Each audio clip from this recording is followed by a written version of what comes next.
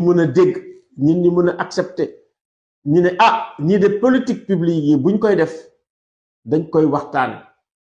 buñ ko waxtaanee ba nga xam ne am nañ ay consensus ñuy avancer ndànk-ndànk université nag crise bi elle est profonde crise bi dafa yàgg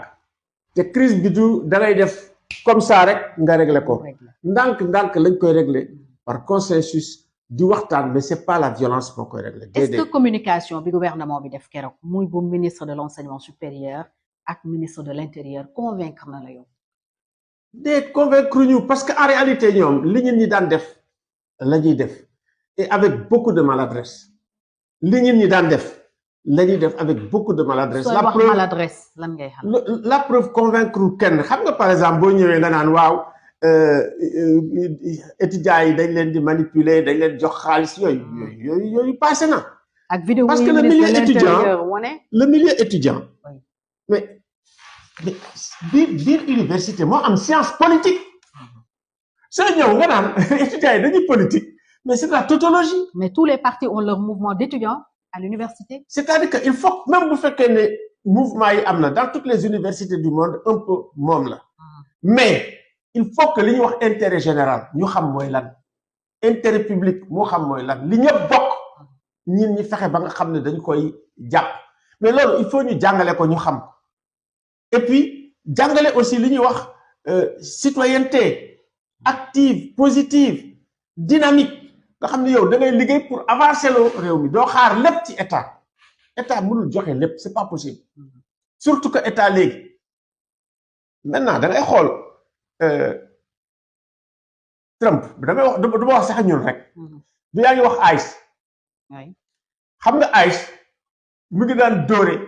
di rey di kii nu ñun ñi def Minneapolis di nga gis dafay fees ba ñu kuk ñëpp jot mer New York ñëpp jot mer mais kii reculé na Trump reculé na donc violence kenn bëgg ko surtout violence boo xam ne yow da nga koy exercer ci sa propre population ça c'est extrêmement important donc man vraiment président ñun sénégalais yi bëgg nañ ko mais président na taxawaayu président bu problème crise jotee na jóg wax nekkul da nga ne conseil des ministres quoi la way naqari na ma doon nañu wax ne na ñëw jël mu jël bés boobu dafa war a jël taxaw def discours bi ñëpp dégg ko discours 31 décembre rek la ñu xaar ak leneen mais dafay am ay moment yoo xam ne le président doit manifester son autorité sur l'État te loolu la ñu gis ci Diomaye. alors est-ce que tey problème crédibilité ci état bi posé wul surtout après les vidéos polémiques diffusées par le ministre de l'Intérieur mu yokku coow surtout après bi autopsie bi génnee li ministre bi wax tey nan nga koy mesurer par rapport à la crédibilité. xam nga le ministre de l'Intérieur c'est toujours l'État c'est un ministère sax de souveraineté sa tâche n'est pas facile li mu def moom wax dëgg yàlla man bëgguma encore comme on dit di tirer sur une ambulance bu ma ko def Bamba c'est quelqu'un boo xam ne j'ai beaucoup d'estime pour lui dama koy wax nag parce que c'est quelqu'un boo xam ne quand même je le considère comme un militant des droits de l'homme parce que chaque fois mu am ay problèmes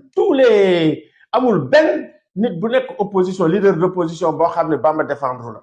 pour ça moi j'ai de l'estime pour Bamba il a été abusé mais loolu tam c'est pas de sa faute moi je me dis attention état bi moo war a jël responsabilité entièrement waaw parce que bu fekkee ne nag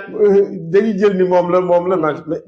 c'est la communication globale la communication gouvernementale la communication de l'État du Sénégal moom la ñu war a xalaataat parce que c'était pas à lui de parler de mon point de vue c'est le président de la République qui aurait dû parler qui aurait dû régler le problème maintenant il peut être le bouc émissaire voilà le bouc émissaire qui va apaiser la société la colère etc il joue ce rôle déjà parce que ñëpp da nga koy attaquer moom du moom rek maintenant aussi nañu ñëw ci nan la ñuy régler problème yi conseil académique mais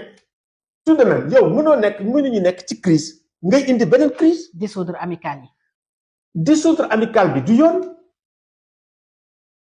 mais c'est incroyable yow lu fekkee ne yaa ngi dissoudre amicale bi tu es dans une crise tu devras négocier la crise comment tu vas en sortir ñan ngay waxal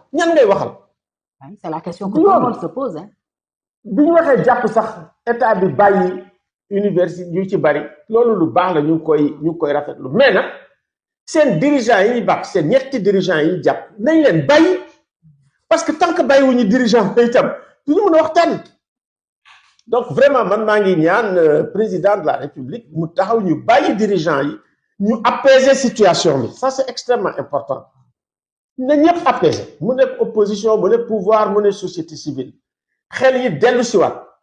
ñu créer des conditions pour waxtaan mun a amaat ba pare ñu reprendre cours yi parce que aussi bu étudiants yi di perte cours ñun Sénégal ñooy perte heure bu ñu perte minute bi ñu perte ci cours yi ñun ñëpp ñoo ko perte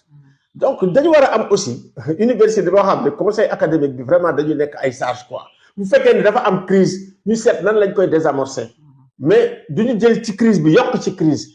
la preuve syndicat yépp a ngi jóg léegi. le SAES notamment oui. léegi daal dañuy ñaan conseil académique bi c'est pas trop tard nga juum ne dama juum dellu ginnaaw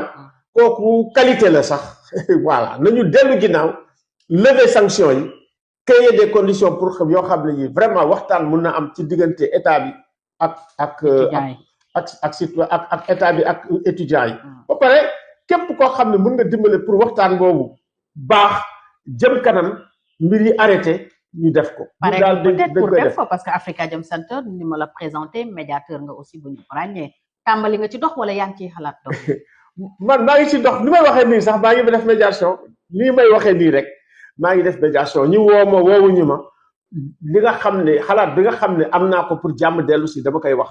xalaat bi nga am mooy étudiants yi nga xam ne seen leaders yi ñu ngi ci prison bi nañ leen génne bàyyi leen. mesure yi nga xam ne conseil académique jël na ko daal di ne dafa suspendre amicale yi na ko génne loolu rek soo ko génnee jàmm dina am te dina tax ba nga xam ne dina yombal lii nga xam ne mooy waxtaan léegi nag des na lii nga xam ne moom la ñuy def muy crime yi boo jëlee li ñuy wax crime de torture c'est un crime international gis nga crime de torture bu amee immédiatement bu fekkee ne yaa ngi topp li nga xam ne mooy la convention des nations unies contre la torture boobu présomption de culpabilité sax la da ngay jàpp enquête doog a enquêté da ngay jàpp doog a enquêté donc boo amee ay soupçon nga jàpp doog a enquêté gis nga loolu rek boo ko defee dina dal ñi dinañ dal. parce qu'on a vu des images ay policiers dugg ci campus social bi di dajj ay buntu étudiants yi am ñu témoigner ne ñoom dañ leen doon torturer mooy mesure conservatoire yi ñu wax sànq effectivement. déggoo li ma la wax nee naa la image yi ñu génnee boo xool ci àdduna bi ñoo xam ne dañuy attaquer université mësul am d'abord bi ñuy dugg ak char de combat yi xale yi naan xeexuñu journée noire lañu am dañuy recueillir pour ñaanal prière pour suñu ñi nga xam ne ñoo gaañu ñoo génn dañ ci teg ne xeexuñu dañoo xiif waaw dëgg yàlla waruñu woon si alkaati yi si li ñuy wax problème mu ñëw defar ordre public bu njëkk ba sax dangaa gis nit ñi dañ daan ñëw ak seen benn micro di wax pour que attaquer waxtaan nga xam ne ci biir ci ni ngay défendre ordre bi sax yaa ngi waxtaan ak ñun yore sa micro dañ def nii def leen nii étudiants yi ana seen kii ñëw leen ñu waxtaan nangam naan